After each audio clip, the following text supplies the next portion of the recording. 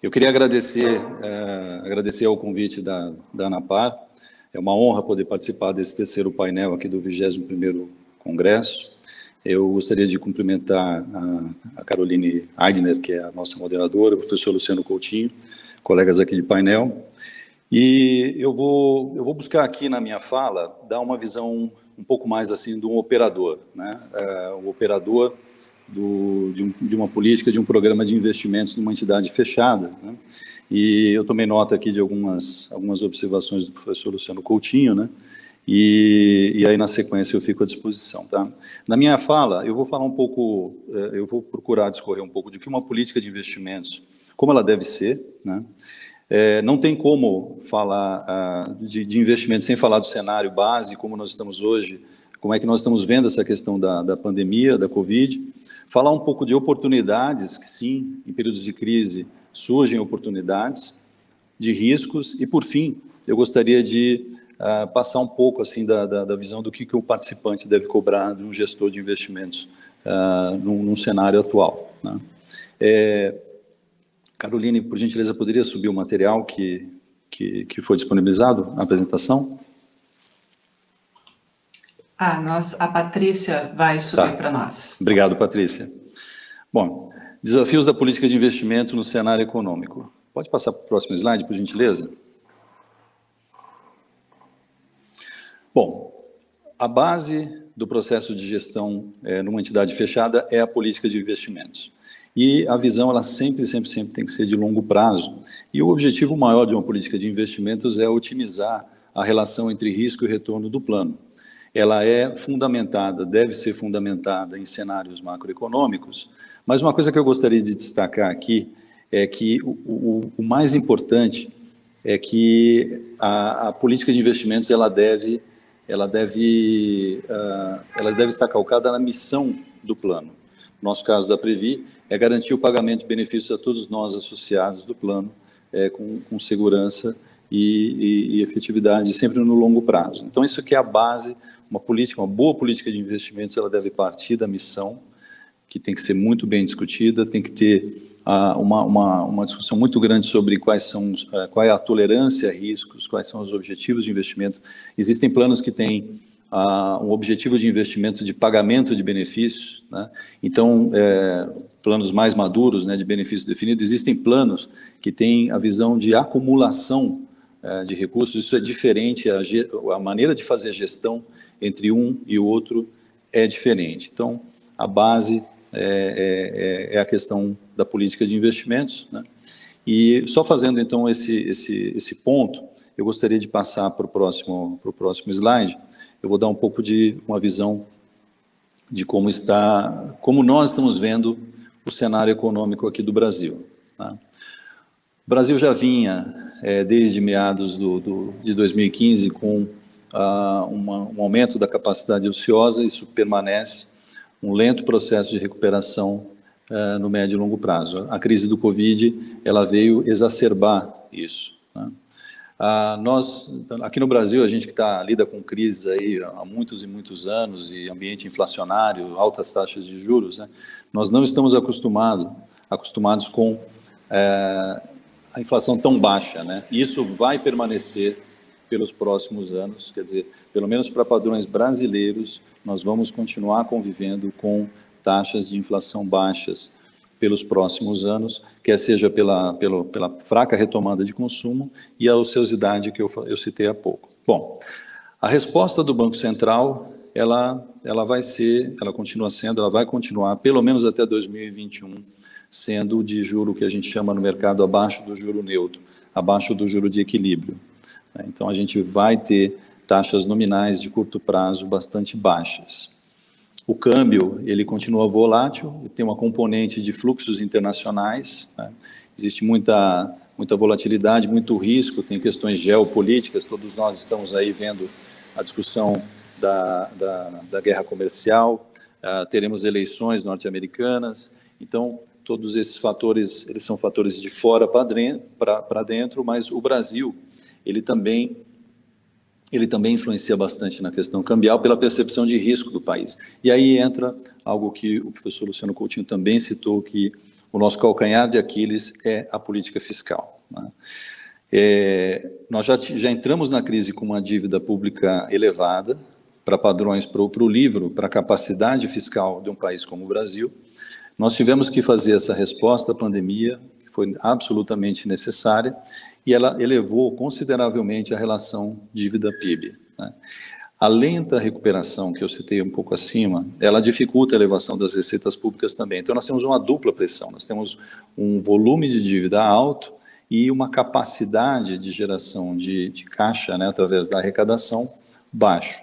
Some-se a isso o fato de que a dívida, o prazo médio da dívida na crise, ela também encurtou, né? Então ficou mais curto, o que é ruim, porque o Estado ele vai se ver na obrigatoriedade de se refinanciar quando ele tem uma dívida mais de curto prazo. Então, nosso cenário base, a agenda de reformas ela teve que parar realmente por a pandemia, uma coisa óbvia, mas o avanço gradual das discussões da reforma deve ocorrer no médio prazo. Eu pediria para passar para o slide seguinte, por gentileza.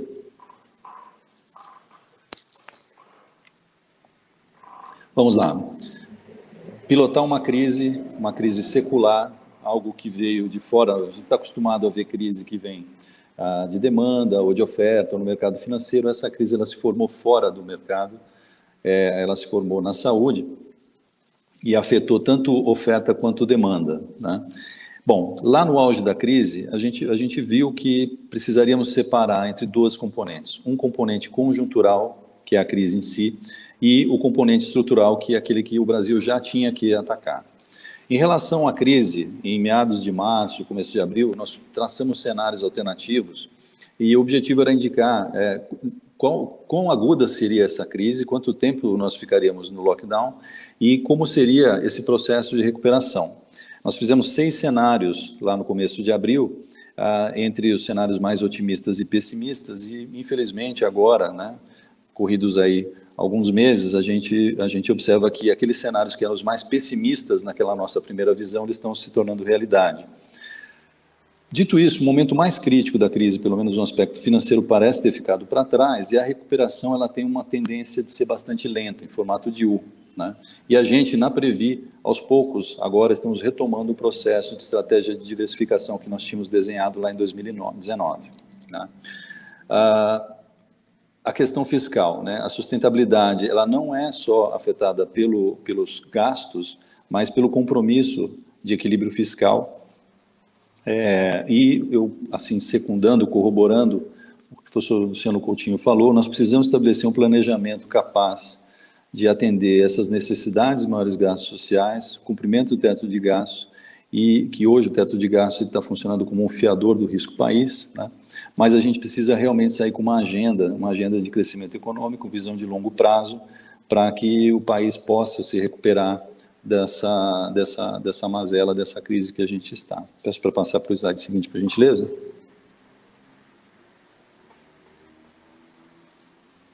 Bom, agora falar uma questão que é muito característica de fundos de pensão e que pouca gente dá atenção, né? As crises, elas, assim, no mercado financeiro, sempre haverá crises, né? É certeza que em algum momento, alguma crise, alguma situação de volatilidade ou de incerteza, ela predomina, mas as crises, elas separam nos agentes financeiros aqueles que são obrigados a vender e aqueles que têm a prerrogativa de comprar. Os fundos de pensão, eles precisam estar sempre no segundo grupo, ou seja, ter a prerrogativa de comprar em momentos de crise. E como é que se faz isso? Com um bom manejo de liquidez, né? Logo que ocorreu, assim que a gente entrou nesse processo do Covid, em março, na Previ nós fizemos cenários de estresse, de fluxo de caixa, e nós zeramos a expectativa de para testar, né? Zeramos a expectativa de recebimento de aluguéis e dividendos, né? E testamos o que aconteceria com o nosso portfólio.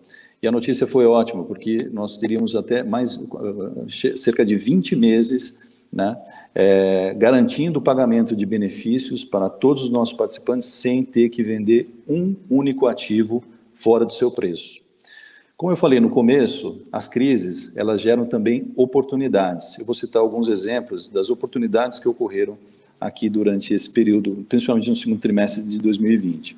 As taxas dos títulos públicos de longo prazo subiram bastante, acima até do juro atuarial, do nível da meta atuarial. Então, nós tivemos oportunidades aí de comprar NTN-Bs com vencimento em 2055, e esses papéis, eles são muito interessantes porque eles fazem um hedge quase que perfeito com o passivo, porque eles têm taxa de juro, tem cupom, eles pagam semestralmente cupons, e eles têm proteção da inflação, assim como os nossos passivos. Então, são ativos muito interessantes que casam bastante com os nossos passivos. Em títulos privados, também surgiram muitas oportunidades aí durante a crise, mas nós temos que avaliar com muita cautela, né? Os riscos, eles precisam ser muito bem avaliados, e nós, por exemplo, não fizemos alocações em títulos privados. Falando um pouco de renda variável, né? O que aconteceu na Bolsa aqui no Brasil, aconteceu exatamente o que era de se esperar, porque no momento em que ocorre uma crise nessa proporção, a incerteza predomina e os preços caem rapidamente, é como se eles caíssem de elevador. E o Covid ele não muda a receita básica de um gestor previdente, ou seja, se você tiver portfólios diversificados, com bons fundamentos, paulatinamente esses preços se recuperam. É isso que nós temos visto, obviamente que ainda tem um ambiente de muita incerteza, mas a recuperação ela foi até um pouco mais rápida do que nós antevíamos, né? E essa recuperação ela tem sido sustentada por dois fatores. Um é uma liquidez muito alta no mercado financeiro internacional, e outra que aqui no Brasil está havendo também uma migração de pessoas físicas para a Bolsa, o que também é uma outra fonte de riscos. Porque as pessoas elas podem ter comportamento de manada. Então, nós, como investidores institucionais, nós temos que ficar bastante atentos a isso que está acontecendo no mercado. Bom, oportunidades, investimentos estruturados, investimento no exterior.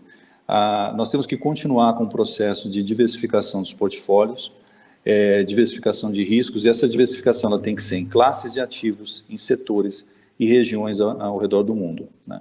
Então, eu acredito que a mensagem central, tendo passado por uma crise secular agora, ou estamos passando, né, é que a liquidez é a palavra-chave para qualquer política de investimento, para qualquer gestão de investimento num fundo de pensão. Tá? Poderia passar, por gentileza, para o próximo slide? Bom, uma política de investimentos, ela precisa ser, para dar uma ideia para vocês, agora desde março nós fizemos atualizações, duas atualizações, estamos fazendo agora a terceira. Então, uma política, ela precisa ser, sempre que a alteração significativa no cenário, nas premissas, ela precisa ser revista. Lógico, você não muda a direção, né? Não precisa dar o que a gente até chama de cavalo de pau, de jeito nenhum. Mas você tem que estar monitorando constantemente o que pode dar errado, né?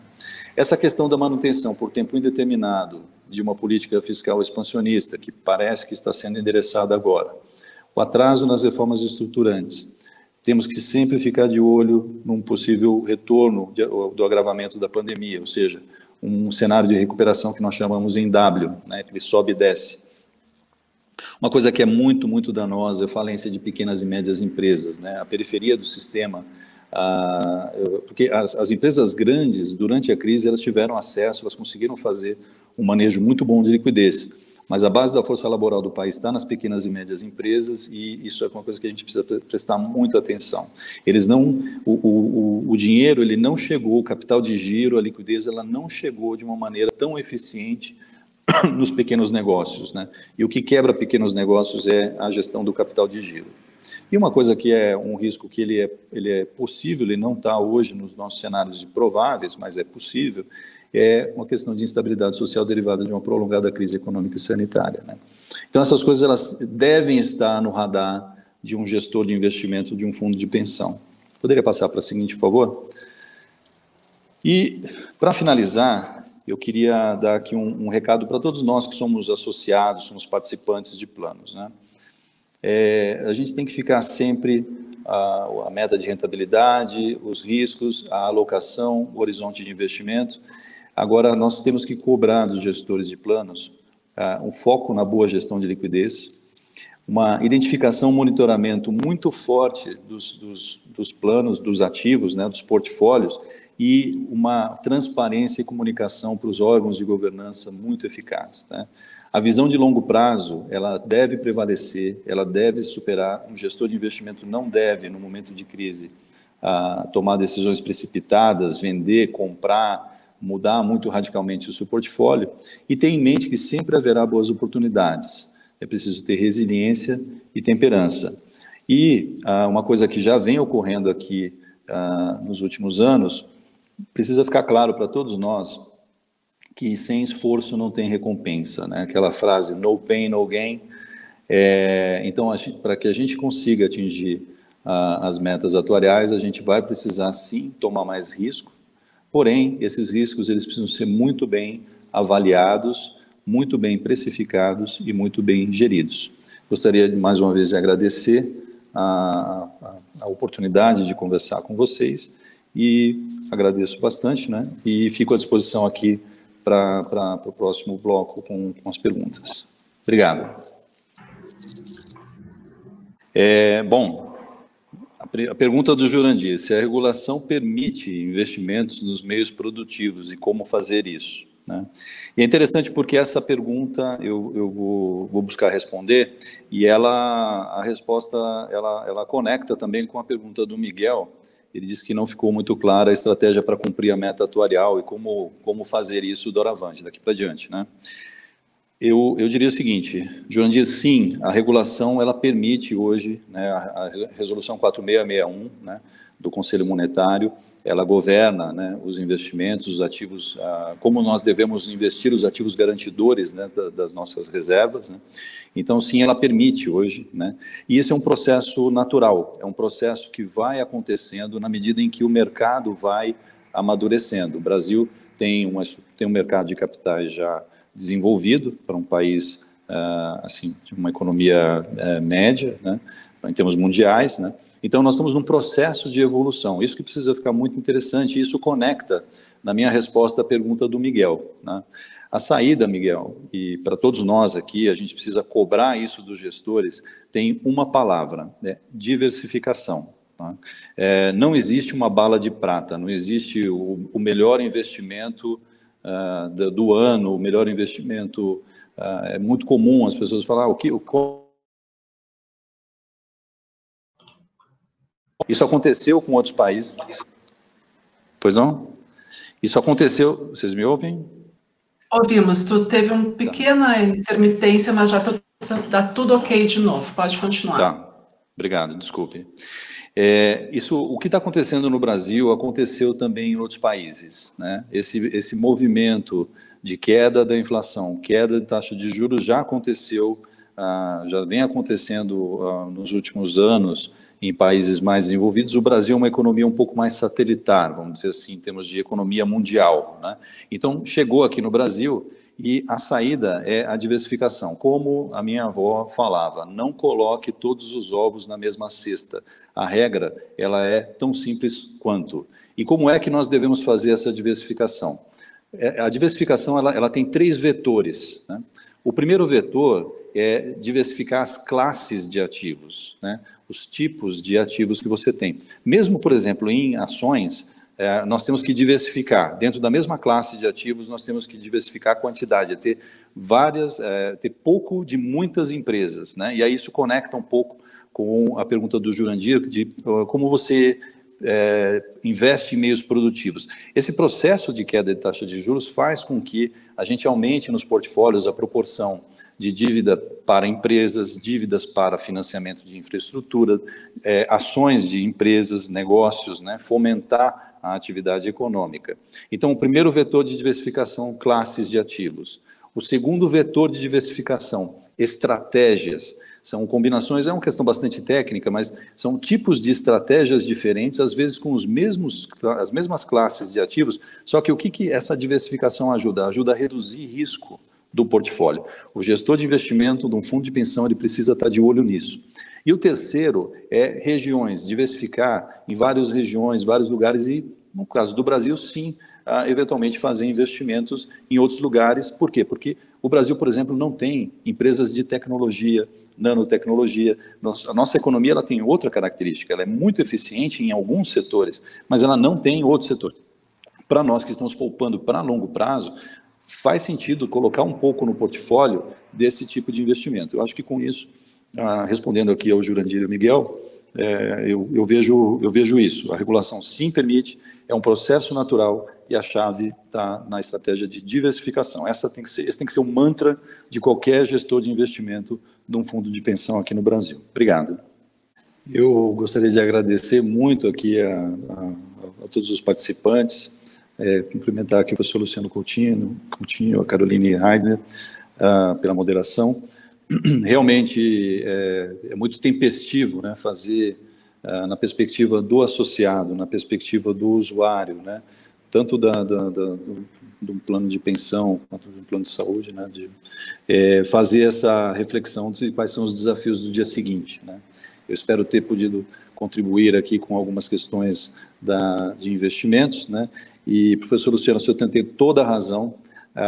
Aqui no Brasil, o venture capital, né, de investimento semente, ele ainda é pouco desenvolvido, tem que se criar uma esteira, essa esteira ela precisa ser apoiada pelas entidades, pelos investidores institucionais, né, e eu também gostaria de falar uma coisa aqui, que eu acabei me esquecendo, e o senhor me deu essa oportunidade de recordar: investimentos ambientais, sociais, de governança e integridade.